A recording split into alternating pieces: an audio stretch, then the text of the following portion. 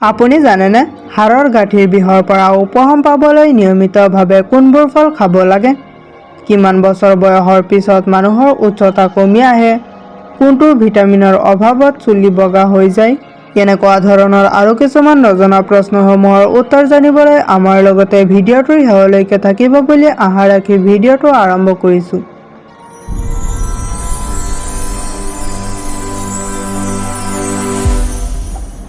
আজিৰ প্ৰথম প্ৰশ্নটো হৈছে কোনটো পাচলি খালে শৰীৰৰ তেজ পৰিষ্কাৰ থাকে? অপশ্যনসমূহ হৈছে ক বেঙেনা, খ আলু, গ টমাটৰ, ঘ কেৰেলা।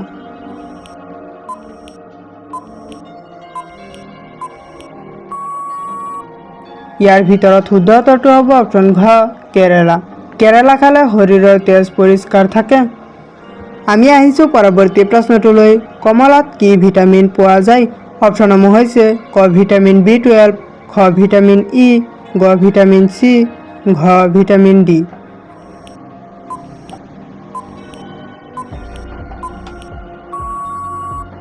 ইয়াৰ ভিতৰত শুদ্ধ উত্তৰটো হ'ব অপশ্যন গ ভিটামিন চি। কমলাত ভিটামিন চি পোৱা যায়।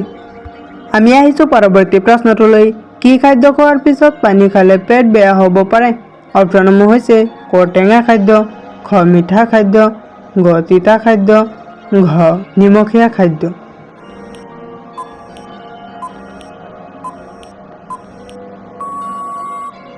ইয়াৰ ভিতৰত শুদ্ধ উত্তৰটো হ'ব অপশ্যন ক টেঙা খাদ্য। টেঙা খাদ্য খোৱাৰ পিছত পানী খালে পেট বেয়া হ'ব পাৰে।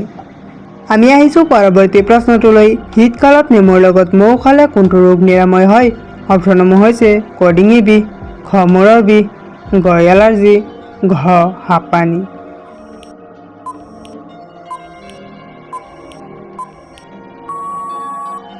ইয়াৰ ভিতৰত শুদ্ধ উত্তৰটো হ'ব অপশ্যন ক ডিঙি বিষ। শীতকালত নেমুৰ লগত মৌ খালে ডিঙিৰ বিষ নিৰাময় হয়। আমি আহিছোঁ পৰৱৰ্তী প্ৰশ্নটোলৈ। ৰিকেট ৰোগৰ প্ৰভাৱ ক'ত হয়? অপশ্যনসমূহ হৈছে ক চকুত, খ দাঁতত, গ মগজুত, ঘ হাড়ত।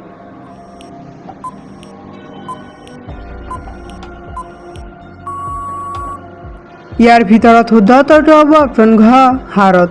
ৰিকেট ৰোগৰ প্ৰভাৱ হাড়ত হয়। আমি আহিছোঁ পৰৱৰ্তী প্ৰশ্নটোলৈ। গৰ্ভৱতী মহিলাই কোনবোৰ ফল খালে শিশুৰ ক্ষতি হ'ব পাৰে? অপশ্যনসমূহ হৈছে ক কেঁচা আম, খ কেঁচা অমিতা, গ কেঁচা কল, ঘ কেঁচা ডালিম।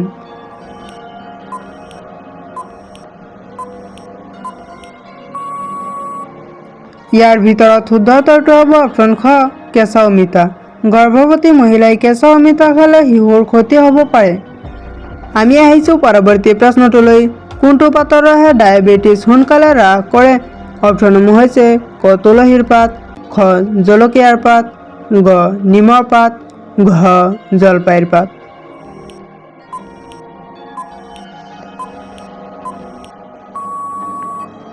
ইয়াৰ ভিতৰত শুদ্ধ উত্তৰটো হ'ব অপশ্যন গ নিমৰ পাত। নিমৰ পাতৰ ৰসে ডায়েবেটিছ সোনকালে হ্ৰাস কৰে। আমি আহিছোঁ পৰৱৰ্তী প্ৰশ্নটোলৈ। কোনটো ফল খালে দাঁতৰ আলু মজবুত হয়? অপশ্যনসমূহ হৈছে ক অমিতা, খ আম, গ লিচি, ঘ কল।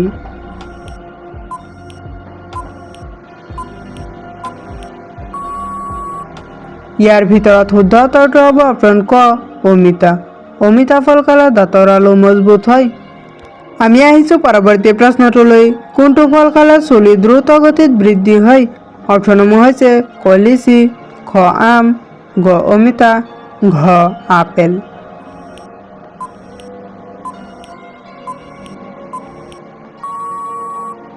ইয়াৰ ভিতৰত শুদ্ধ উত্তৰটো হ'ব অপশ্যন গ অমিতা। অমিতা ফল খালে চুলি দ্ৰুত গতিত বৃদ্ধি হয়। আমি আহিছোঁ পৰৱৰ্তী প্ৰশ্নটোলৈ। কোনটো পাচলি খালে হৃদৰোগৰ পৰা মুক্তি পাব পাৰি? অপশ্যনসমূহ হৈছে ক টমাটৰ, খ গাজৰ, গ আলু, ঘ কেৰেলা।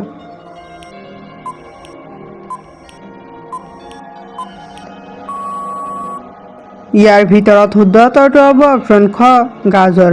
গাজৰ খালে হৃদৰোগৰ পৰা মুক্তি পাব পাৰি। আমি আহিছোঁ পৰৱৰ্তী প্ৰশ্নটোলৈ। শীতকালত কি খাদ্য খালে আপোনাক সোনকালে ধুনীয়া কৰি তুলিব পাৰে? অপশ্যনসমূহ হৈছে ক নেমু, খ মৌ, গ অমিতা পাত, ঘ বেল পাত।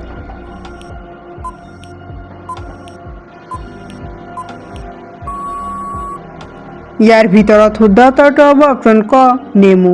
শীতকালত নেমু খালে আপোনাক সোনকালে ধুনীয়া কৰি তুলিব পাৰে। আমি আহিছোঁ পৰৱৰ্তী প্ৰশ্নটোলৈ। কোনটো শাক যকৃতৰ বাবে উপকাৰী? অপশ্যনসমূহ হৈছে কলাই শাক, খ সৰু শাক, গ পালেং শাক, ঘ পুই শাক।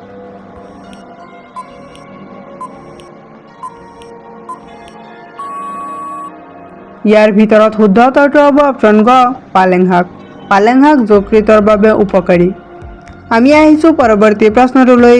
কিমান দিনৰ মূৰে মূৰে এজন ব্যক্তিয়ে ৰক্তদান কৰিব পাৰে? অপশ্যনসমূহ হৈছে ক এমাহৰ, খ 2 মাহ, গ 3 মাহ, ঘ 4 মাহ।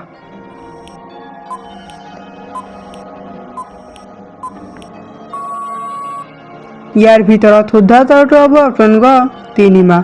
3 মাহৰ মূৰে মূৰে এজন ব্যক্তিয়ে ৰক্তদান কৰিব পাৰে। আমি আহিছোঁ পৰৱৰ্তী প্ৰশ্নটোলৈ। কোনটো ফলে শৰীৰক সোনকালে শীতল কৰে? অপশ্যনসমূহ হৈছে ক কল, খ তৰমুজ, গ অমিতা, ঘ আপেল।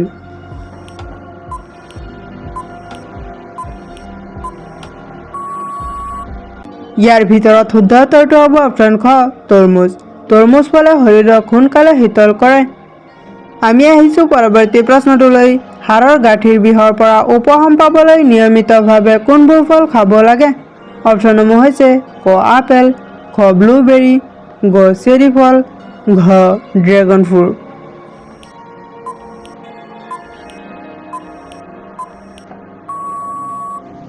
ইয়াৰ ভিতৰত শুদ্ধ উত্তৰটো হ'ব অপশ্যন গ চেৰী ফল। হাড়ৰ গাঁঠিৰ বিষৰ পৰা উপশম পাবলৈ নিয়মিতভাৱে চেৰী ফল খাব লাগে। আমি আহিছোঁ পৰৱৰ্তী প্ৰশ্নটোলৈ। কিমান বছৰ বয়সৰ পিছত মানুহৰ উচ্চতা কমি আহে?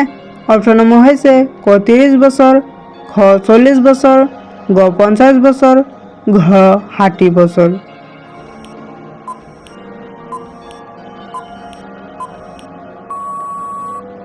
ইয়াৰ ভিতৰত শুদ্ধ উত্তৰটো হ'ব অপশ্যন খ 40 বছৰ।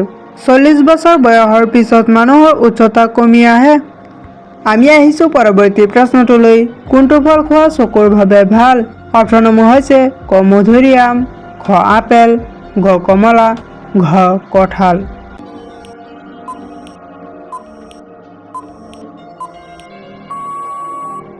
ইয়াৰ ভিতৰত শুদ্ধ উত্তৰটো হ'ব অপশ্যন গ কমলা। কমলা ফল খোৱাটো চকুৰ বাবে ভাল। আমি আহিছোঁ পৰৱৰ্তী প্ৰশ্নটোলৈ। কোনটো ফল খালে গৰমৰ সময়ত শৰীৰৰ পানীৰ প্ৰয়োজনীয়তা পূৰণ হয়? অপশ্যনসমূহ হৈছে ক তৰমুজ, খ তিয়ঁহ, গ ডাব, ঘ আনাৰস।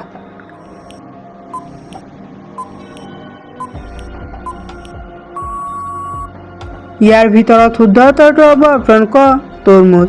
তৰমুজ ফল খালে গৰমৰ সময়ত শৰীৰৰ পানীৰ প্ৰয়োজনীয়তা পূৰণ হয়। আমি আহিছোঁ পৰৱৰ্তী প্ৰশ্নটোলৈ। কোনটো ভিটামিনৰ অভাৱত চুলি বগা হৈ যায়? অপশ্যনসমূহ হৈছে ক ভিটামিন ডি, খ ভিটামিন এইচ, গ ভিটামিন এ, ঘ ভিটামিন B12।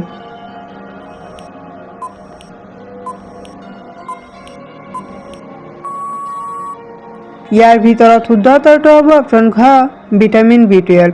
ভিটামিন B12ৰ অভাৱত চুলি বগা হৈ যায়। আমি আহিছোঁ পৰৱৰ্তী প্ৰশ্নটোলৈ। ভেন্দি খালে শৰীৰৰ কোনটো ৰোগ অতি সোনকালে আৰোগ্য হ'ব পাৰে? অপশ্যনসমূহ হৈছে ক ডায়েবেটিছ, খ কোষ্ঠকাঠিন্য, গ মানসিক চাপ, ঘ সকলোবোৰ।